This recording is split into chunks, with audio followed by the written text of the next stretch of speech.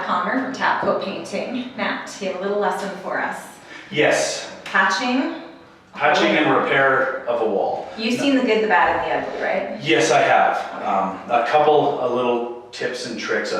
When people get a ding in their wall, they get very concerned, they get very upset. They think everything has to be done. Well, that's not true. Okay. As you can see here, hopefully we have a mark on the wall, but I'm actually going to create one and show you the proper method to fix a ding on the wall. Perfect. If that's okay? Yeah, okay. for sure. So for example, we're walking by the wall and we hit it with something, a knife, whatever. Let's scrape a little bit of the white off here so we can see it. Oh my goodness. Like, oh no, what are we going to do? Or you've put a nail in the wall to hang a picture, don't like it. Okay.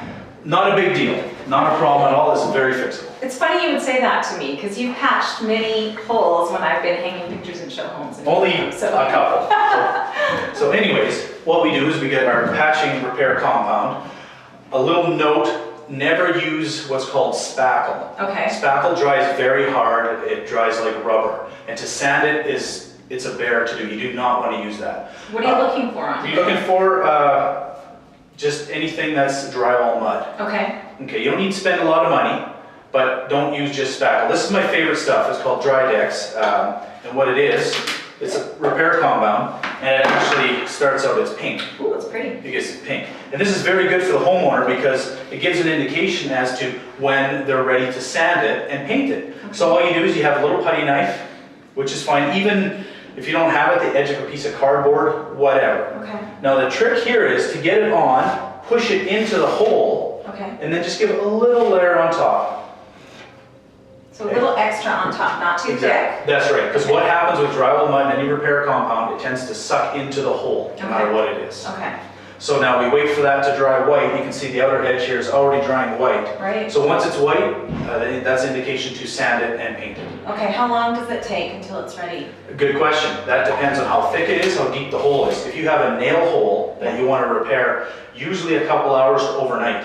Okay. Because it's going to suck right in. Okay. So the other error I see in so many houses in the last 16 years is that people will do this and then not sand it. And paint right over it. Paint right over it.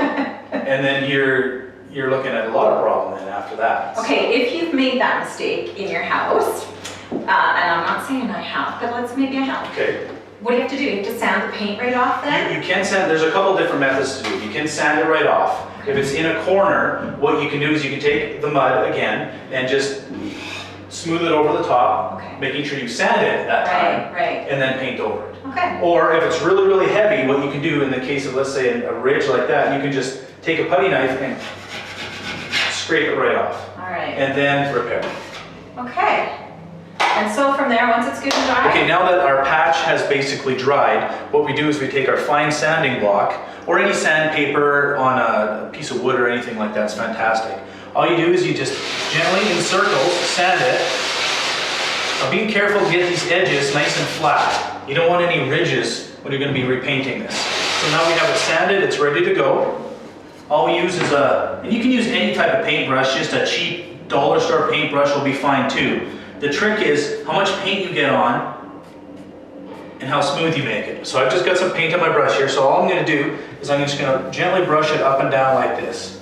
Now another tip here that I see a big error is that ridges that people leave and they don't smooth it out. So what you have to do is gently smooth out the edges, and you have to do what's called feathering out the edges, just so they kind of disappear.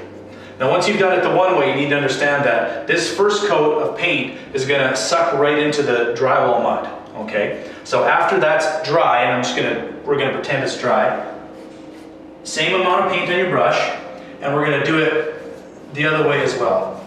Okay, and again the edges are smooth, feathered out, and now once this dries in, you will not see it. There's one point I do want to make, that if you have a large, long wall in your house that there's sunshine going down it in the morning and the afternoon, whatever you do to that wall, you are going to see. Even a patch like this, you will see. So you really have to be careful in how you do it and make sure there's no ridges or anything. So there you have the patch. Okay. Do you need to wipe that then with a dry cloth to get the dust off of it? Or No, you don't. You can just paint that? You can just paint it. Because if you do it thin enough, you're not going to have a lot of dust and it's not an issue. All right. Well, you make it seem very easy. Yes, it is. Thanks, Matt.